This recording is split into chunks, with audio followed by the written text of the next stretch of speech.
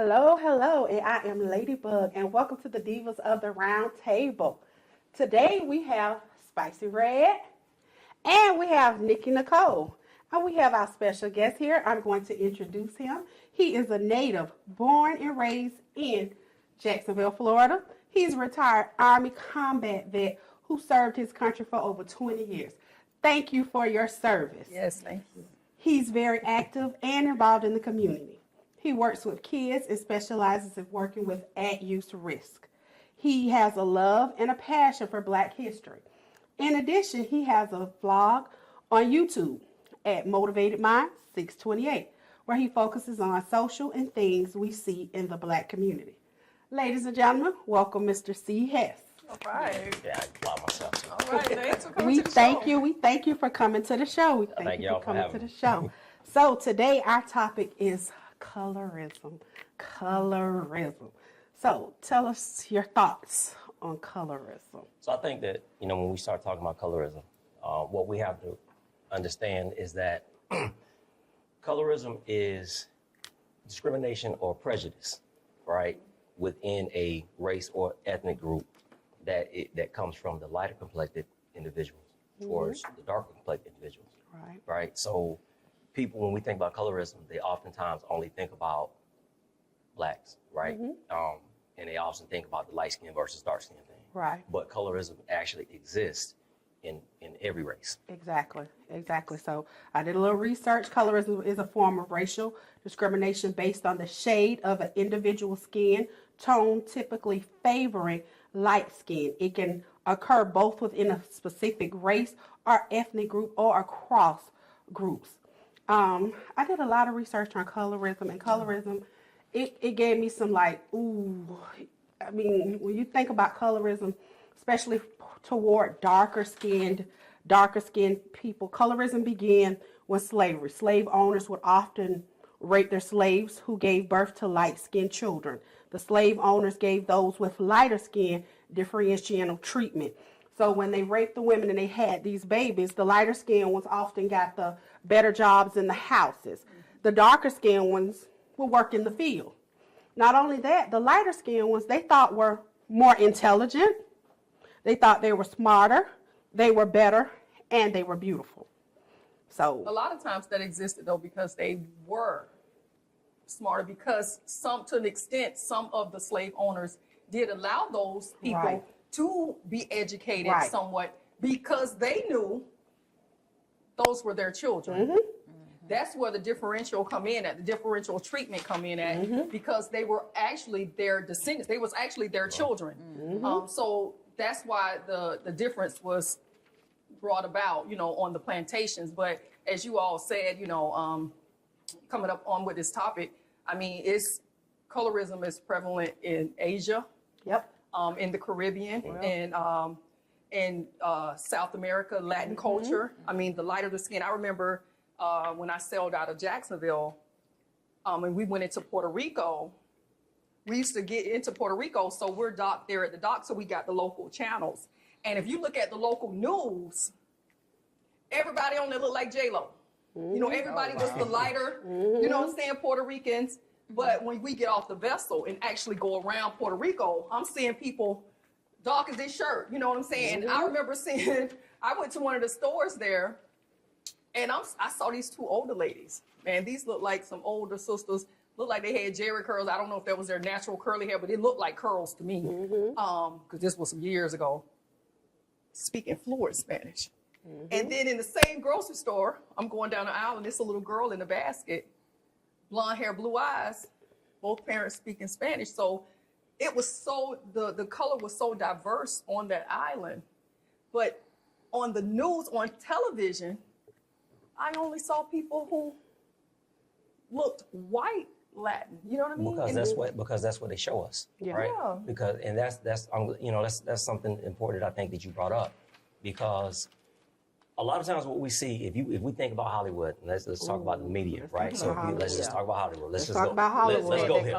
Let's talk about Hollywood. Let's go here. So oftentimes what we see is they show us the lighter complected people of any given race. Just like you talked about, let's say the Puerto Ricans, right? And you got dark skinned, light skinned Haitians, right? And you got darker and light-skinned Asians, right? So even in the movies, they show us the lighter complected Asians and blacks, right? So and think about how many celebrities we know that are black that started out one shade and now they're a totally different shade now. Yeah. Right? Yeah. Talk about that. Y'all talked about that? Yeah, talk about that. because in Jamaica, Talk I about know Michael in the Jackson. Caribbean, Uh-huh. Caribbean, however you want to pronounce it, skin bleaching is a big thing over there. It's a really big thing that looks disturbing to me. I mean, either you have it or you don't, man. And it is what it is. You know, as people, as black people, we come in all shades, all colors. I personally myself have never been that type of person, you know, being a lighter African-American person, to think I was better than anybody that was darker than me. And I remember just being, even on Facebook, when Facebook started, you know, people would hit you up in the inbox and say stuff. And I used to, you know, converse, hey, you know, yeah, I got somebody, sorry, I'm dating or whatever. And my daughter, Mom, you talking to everybody. Ain't nothing wrong with being cordial to Ain't people, nothing just wrong being being cordial, respectful. I friendly. said, because I've always gone that extra step to be nice. I feel like because I did not want to be labeled as that red girl or light-skinned person, because we were perceived to be a certain way. Exactly. And I did not want to be that. I was the complete opposite of that. And I've had people tell me, oh, I thought you were stuck up Right. until I got to know you. You Right. cool as hell, you know. Right. Yeah, you had a preconceived notion of how I was, which was false. But where does that come from? Where does that preconceived notion that, let's say, you being a lighter complected people, right, or bougie or stuck up, right, or better, where does that come from? I think it do come from the The slave slave mentality. mentality. Right. The You slave know, mentality. and I do believe that some of that is passed down, and you know, it's a taught and learned behavior. Right. You know, and you know, because you may find in some black families years ago, they really did not want their children to marry and have babies with darker skin people. Yeah. With darker skinned people, right? So we're speaking of Hollywood. So I found some research at Straight Outta Compton when they were doing the casting call. So they had the A girls. So the qualification for the A girls, they have A girls all the way to D girls. So this is basically how Hollywood cast us And what was this as movie? African Americans. Straight Outta Compton. Okay. So for A girls, the hottest of the girls, models, you have to have real hair, no extensions, very classy, great bodies. You can be black, white, Asian, Hispanic, Eastern, Mid-Eastern, or mixed race. B girls, fine girls, long natural hair, real nice body, small waist, nice hips. You must be light-skinned. Beyonce is the prototype. Okay. Okay, now the C girls, African-American girls, medium to light-skinned with a weave. Okay. Now the D girls. Okay. African American girls, poor, not in good shape, medium to dark skin. So why D girl got to be medium to dark skin, poor, not in good shape? Oh, Because wow. of colorism. Because of coloring. And that's how Hollywood cast Yeah. the girls. And you know, but we talked about that, but we're talking about this is, you know, hundreds of years in the making, because we discussed about the brown paper bag thing. I had to school a captain and an engineer on my vessel about the brown paper bag thing, and told them that this was a real thing to where to get in establishments, is it clubs or you know, anything, you had to, they would compare your complexion, your skin tone to that of a brown paper bag. And if you were lighter than the brown paper bag, you were allowed to get into these establishments. And in my research for the show, I found that it was very prevalent with sororities and fraternities Yeah. at historically black colleges and universities, and especially in the sororities where they did the brown paper bag test. Oh, they're going to be mad at you for saying that one. I mean, but this is history. This is history, and this is fact. I mean, you could like it or not. Not saying that it continues on to this day. This may be something that your grandmother or somebody of that time had to go through, but it happens, and it did happen, and it happened in movies, you know, getting into clubs and stuff like that. You saw the Lena Hornes and stuff. People were allowed into a film, and then you had the Hattie Daniels who had to play the maid. Who You had know, to play and the maid. it is what it Had is. to play the maid. But that don't mean we have to continue on with it. And you know, I was with the black paper, the brown paper bag thing in the colleges, the fraternities and sororities made me think about the 1988 film Spike Lee did, School Days, when they had the wannabes and the jigaboos. Yeah. So he hit on that topic a little bit in that, well, a lot in that film. I ain't even gonna say a little bit. He hit on that topic a lot. So college sororities and fraternities, don't call for your girl, because Spike Lee said this in '88. But you know what you said, like one of the definitions of colorism is, you know, the allocation of privilege and disadvantage is according to lightness and the darkness of skin, right? So, I mean, I know we colorism crosses all socioeconomic, it crosses everything, Right. Because they've done studies going all the way back to the 1800s that talked about the lighter you are, the closer to white you are, and past white, right? It helps you elevate more when it comes to socioeconomic status. Yes. Right. So, and that's why a lot of our people back then, and you mentioned Lena Horne, Dorothy Dandridge, right? A lot of people back then wanted to pass for white because it opened up the door for more opportunities. Right. And just think about the treatment of, let's say we look at Lena Horne and Dorothy Dandridge as sex symbols, right? But then, like you just said, Hattie McDaniel always had to play the maid, right? And we can even look at it in today's terms so these young people understand. So let's just look at Destiny's Child. Who's a superstar out of Destiny's Child? Beyonce. But is Beyonce, is she more talented than Kelly Rowland? Now, I know people gonna argue with me, but Kelly Rowland can sing just as good as Beyonce, right? In my opinion, if not better, right? But they took Beyonce, right, the star of the group, and we see that a lot. When you think about, let's say a lot of our female rappers, right? Let's just look at our female rappers. Who are the most popular female rappers right now? Cardi. Nicki Minaj. What's the name? Glorilla. Ice Spice. Ice Spice. That's another one. Glorilla. And Sexy Red, right? Now, out of all of them, who is the darkest one out of all of them? Sexy Red. But is she even? But they trash her on the internet. Men do. Somebody just trashed Oh, her. rap is trash. She is trash. But I'm trashed saying herself. because, you know, I mean, She is but I'm trash. saying because she's not as light as everybody, she get trashed. No, She that is has to do with trash. I don't talent. care if She's she's That trash. too. She's just trash. You talking about She trash. What was the lip gloss? Discharge? Yeah, she trash. Trash. She septic tank trash. Trash. She That girl garbage could be- can trash. She could be white as this Hey, I paper. tried to take Trash. Some things you can't clean up. You can't clean her up. You can't. You can't clean up her. You No. can't clean up. You can't clean that up. Trash. Like, trash. Throw that away. Throw that away. But you know what's crazy though? But throughout history, like y'all are women. Have you ever seen a light skinned dude and said, "Ooh, he looked real threatening," versus you see this dark skinned dude and was afraid? Which one appears more threatening?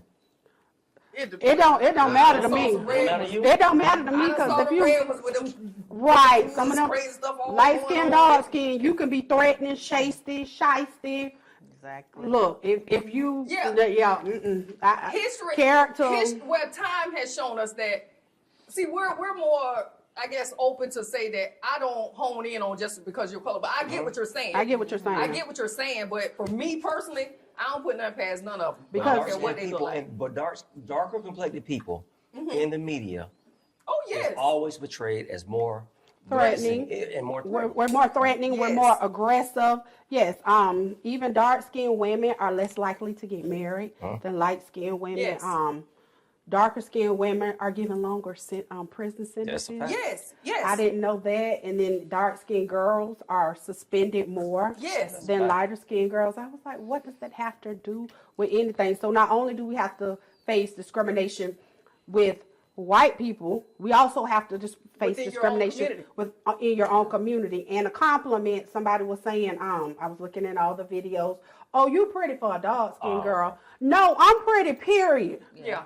My skin don't have nothing. If I'm pretty, I'm pretty. Put me on a light skin face, it's still the same face.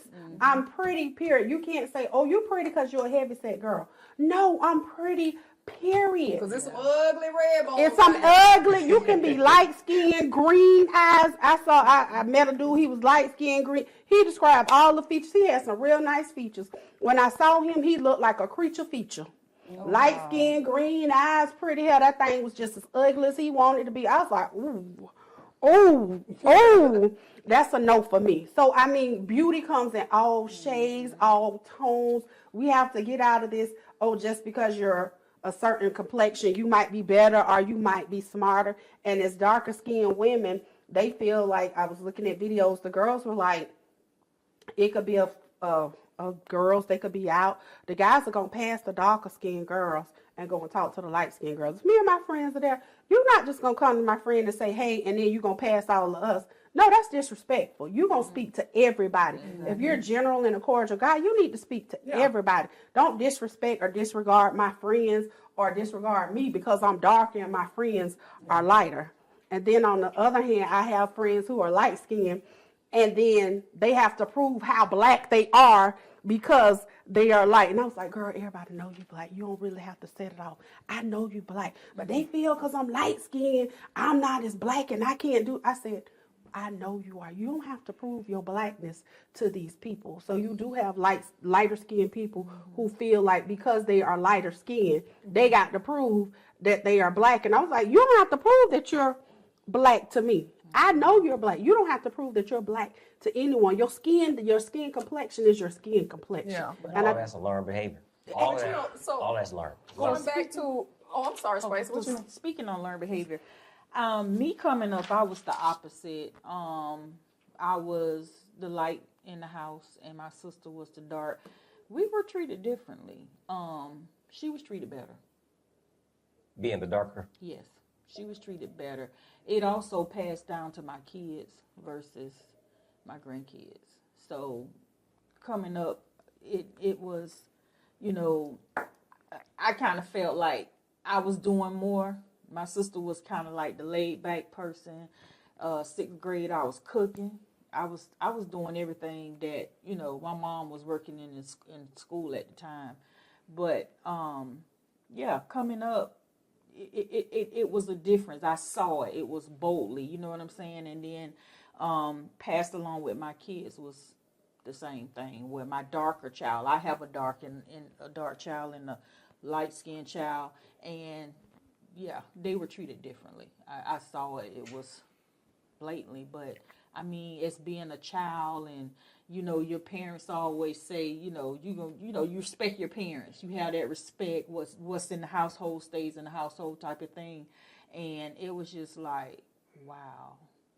I saw it when I was little, and now that I'm grown, you doing it to my kids, So I came up, but it was different with me. I wasn't the one that was being favored. You know what I'm saying? It was my sister. That's different, because I know a lot of families like the lighter complected are favored. You know what I'm saying? It's just like in the family reunion sometimes, and I don't know why some families are like this. Everybody got them light-skinned folks in a family, and a lot of times people think that they think they're better, or they think they're better than that. And it's not that they think they're better, it's just the treatment that comes from society for lighter complected people. So I just think that when people sometimes feel like, I feel that dark-skinned people have a disdain for light-skinned people. And I don't think that that's really the case. I just think that when you peel the onion back and you start looking at it, it's really the disdain that we have for white people, right? And it's directed towards the lighter people. That's what I think it is. If we start looking, and just peeling it back. So when we were speaking on the slavery thing, Willie Lynch. Oh, I'm glad you brought that up. So do you think colorism in the U.S., which we hit on, is a direct result of the Willie Lynch teachings? And can you explain to people in the audience who may not know exactly what the Willie Lynch teachings are? All right, so this is not a popular opinion, all right? But just in case people don't know, what it is they call it the Willie Lynch letter.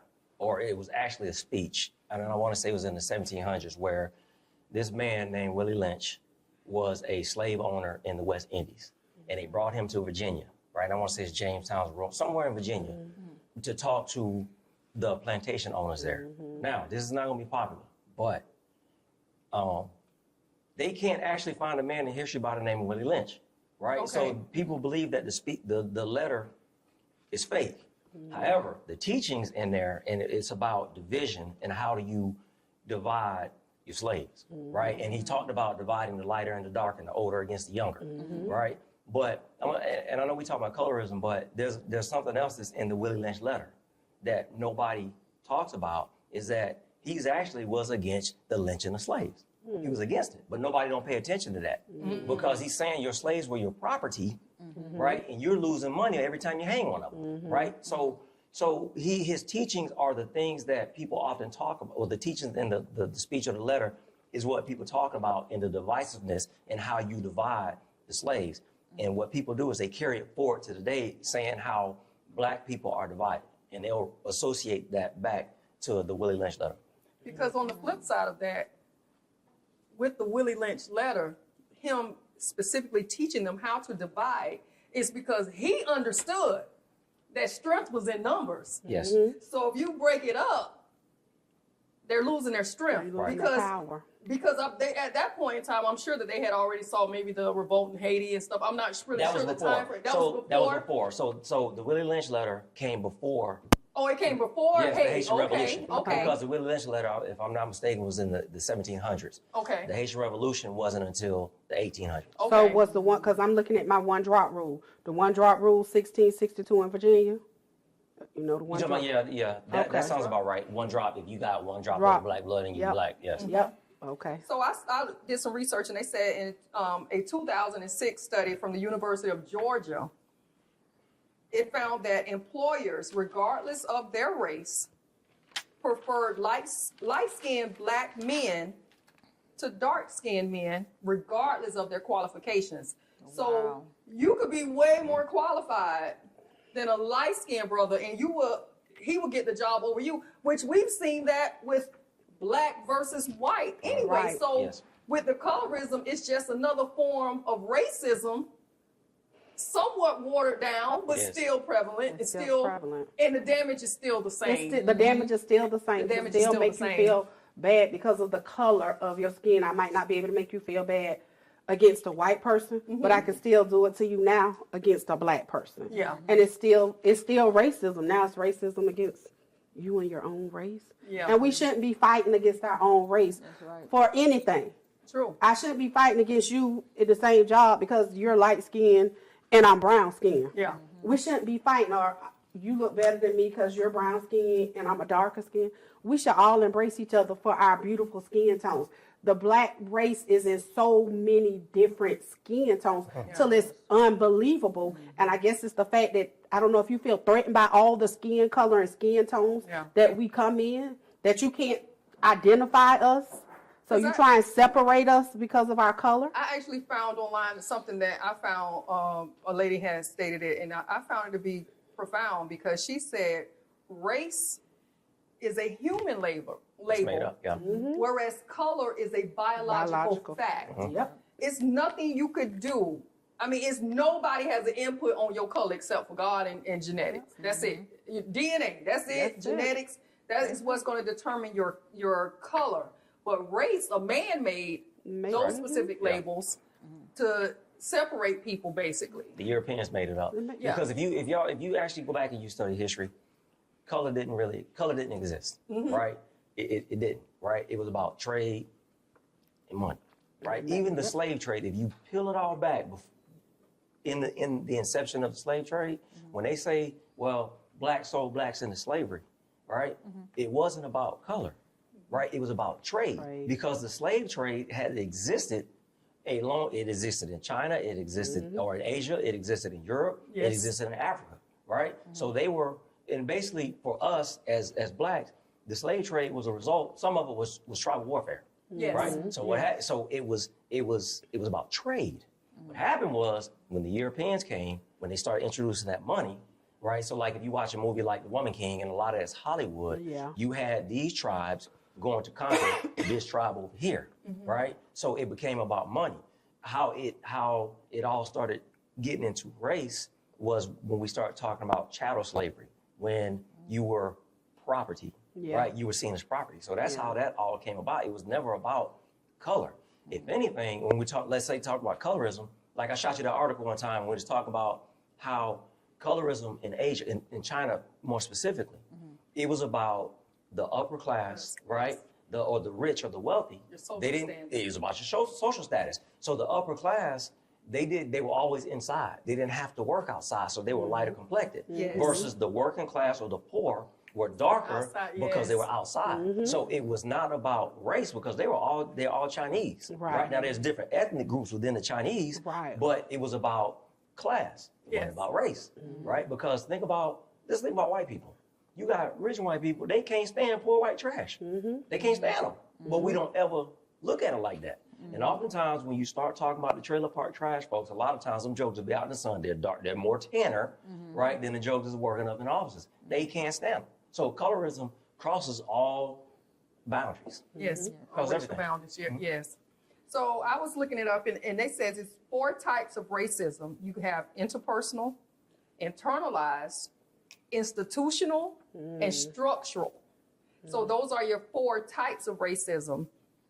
So do you think colorism, which I believe you do, has a place on the racism spectrum? Because Yes. it's all, It's all one. like It's you all- said, it's a Yes. watered They down all feed version into of It it. each is, other. It is. You're correct because in the original context of colorism, it is the lighter complected discriminating or prejudice towards the darker within their own race or ethnic group. However, it does cross racial lines, like we were talking about Hollywood and the media and how. So yeah, it basically colorism is a part of racism. Right?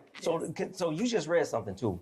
But do y'all remember when they did the baby doll test back in the 40s? It was conducted by some psychologists. I never heard of that. Okay. About the black dolls and how the About the black children, doll. how they would Yes. choose the white Yes. dolls over the black Yes. dolls. You Yep. remember that? Uh-huh. Okay. I So remember it's that. a study done in the 40s by a husband and wife psychologist. It was Dr. Kenneth and Mamie Clark. And what they did was they're black. They got these black kids, and they did the study, and they gave them baby dolls. There's a white doll and a black doll. And they would ask, and I'm not going to read them all, but they asked them a couple different questions, right? So they asked them, give me the doll that you want to play with. Give me the doll that is the nice doll. Give me the doll that looks bad, right?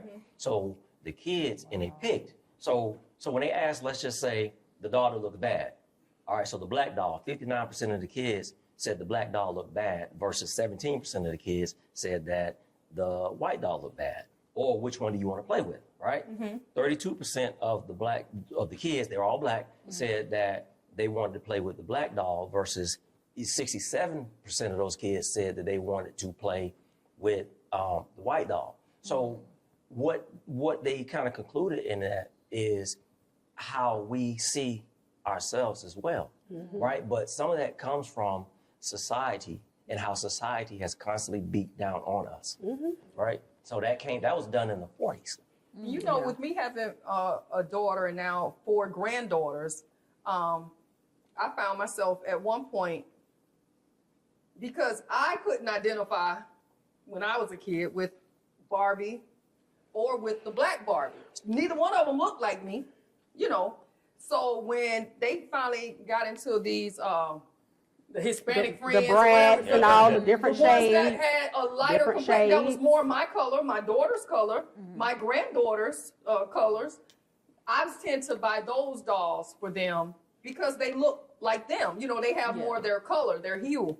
But you know, they get dolls from other people. It be white, black. And, you know, it don't matter. I don't. Now that's one thing you will never say. I will never buy an African American child a white doll. A white doll. Because you do not go into Caucasian people's house and you do not see them with black dolls. So I feel like as an African American woman, you will not see a white doll. I'm not buying. Who bought you this white doll? We don't play with that because you need to see self-representation of Yes. yourself so you can appreciate your beauty. When I was young, my mama couldn't find me no black dolls. So y'all remember what they used to call them, the little punch-out things? Y'all don't remember the little punch-out? It was the little paper dolls, and you put them on the little paper dolls. My mama found me famous African-American people. I had a Diana Ross one, Aretha Franklin. I had all the famous characters, and I used to put their little stuff on. So my mama was like, nope, you going to have a representation of what you look like. Now, I did get a white Barbie doll, but I cut her hair all off. I botched her. I told Yeah. Bobby all the way up. But I just feel like you should give your children or your grandchildren a representation of what they look like so they can start identifying with their own beauty. And growing up, I was very self-conscious because my grandmother, black, we have different features. My grandmama always made me feel bad about my black nose. So I grew up feeling very self-conscious about my black nose. So being colorist, my grandma one color, I'm dark, then I'm dark with this big old nose. So we have a lot of things as African American, especially darker skin, lighter skin, that we go through, and it's mental. They said that colorism is also mental. Looking at some of this, I was looking at a video. A girl said she wanted to stay in the house and stay in the bathtub till she could wash her skin lighter, and that's hard for you to see your little girl. And she doesn't want to come outside and she doesn't want to play until she gets her skin lighter. And like, baby, your skin is not going to get lighter. We're going to have to work on you loving the skin that you're in. Because she's like, I know I'm not the only one that is this dark. I know I'm not the only one that can't be this dark. Am I pretty because I'm this dark? You're going to be beautiful regardless of what shade you are in. You know, you talking about kids. It made me think of a story one time with my daughter. She was little. They were little, and we were going to my mom's house, and it was something about Martin Luther King birthday. Maybe we was coming up on his birthday or something. This was before I started selling, so I was home, and I remember we were turning, and she was asking me questions about Martin Luther King and what happened to him, and oh baby, he was killed, by this white guy. Why? Well, they didn't like black people, and she was like, I like black people. I like Nana. I like my brothers. And she was just naming out all these people. And I said, but you're not white. She did not know because she's lighter than me, my daughter. She didn't realize that me and her were black. She said, Mommy, you love people. You love Nana. You love. And I said, yeah, we are black. But her color, she was too young to know that. But now, that girl like Sister Soldier. She the blackest, whitest thing you ever want to see. Militant, like she ain't taking no from them so-and-sos, and she ain't with it. You know what I mean? So it was just funny to her being a child, not realizing or not understanding. But again, that was one of the reasons too. Like I say, I didn't buy her the white dolls. I never had white dolls. I had black dolls who did not look like me. But with my daughter, I was able to get her those Hispanic. has those blue eyes. Yeah, I was able to get her the Hispanic baby to identify. It looked like our color. That looked like, and that's what I buy for the grandkids now. But occasionally somebody slide, one of them Becky's in there. So but we gotta teach them that. That's the thing. You want to say something? My grandbaby. I know how some people, redheads. So I have a grandbaby that has red hair. I brought her one of those dolls that look real. And so I searched till I found me a redhead one. And I say this is the closest I'm gonna get. Everybody had their own dolls that favored and looked like them, but that I knew coming up when I was little how people used to say, "Oh, ginger," what they call them, ginger. Yeah, so But that's imagery. Imagery is important, right? And that's one thing people can say they want to say about Disney. Disney does a very good job of trying to show everyone an image of themselves. Yes, and that's what we have to keep. And that's why I don't buy my son anything.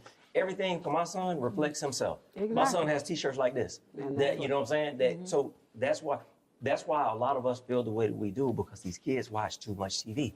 We got to teach them, and we have to show them positive images. That's why Black Panther was such an important movie. Yes, I agree. Okay, so now we need to wrap this up because we are running out of time. We're going to do our end with 10. So we're going to start with Spicy Red. Okay, center court at your favorite basketball game or on the field with your favorite football team. On the field, my favorite football team. Okay. And who would that be? Florida State Seminoles for college, and Tampa Bay Buccaneers in the pros. Okay. Hard bottom shoes or sneakers? Sneakers. I hate church shoes. Quiet night at home listening to music or shooting pool with friends? Quiet night at the crib. All right. Do you prefer reading a book or watching a movie? Reading a book. The person you admire and look up to the most? My dad. Okay. A trip to Africa or a trip back in time to meet your favorite historic figure? I'm going back in time. Old school hip hop or old school rap? I'm going old school hip hop. Okay. Big Daddy Kane down on her. All right. Yeah. All right. Malcolm X or Marcus Garvey? I'm gonna go with Malcolm X. Why? Marcus Garvey was on the whole. Marcus Garvey to me is kind of like, I reminds me of Umar Johnson. I'm more of a Malcolm X guy. I love Marcus Garvey, Lee P. Newton, but I'm all about Malcolm X because he was about that action. Yeah. Okay, a peaceful demonstration or a walkout? I'm going on a walkout because the walkout will affect money. It's about finances. Yeah. Bottom line. Mhm. Okay, would you rather be an inspirational speaker or a famous African American author? I'd rather be an inspirational speaker. Yeah, I believe so because with speaking, you could kind of get to the people. I mean, it's up to them to pick up the book, but if they fill the room, they got to hear you speak. They're going to hear something. Even if they ain't looking down or something, they hearing something. Yep. I agree with that. I like that. All right, so that was colorism, y'all. We covered a lot. We still have a lot that we could do. So I want to leave you with this. I find in being black a thing of beauty, a joy, a strength, a secret cup of gladness. That's from Ozzie Davis. So Spicy Red, we're going to end with Spicy Red. If you thinking about on the road, that's Miss Spicy Red. She's driving up and down the highways. She's going to be safe. Y'all watch out for her. If you're thinking of prosperity, that's Miss Tugboat. She Yes. is on the waterway. Mr. Cee Hess, he's giving you that knowledge. Check him out on his vlog. And I am Ladybug, teacher for 26 years in Duval. Thank you all. We love you, support you. See you till next time. All right.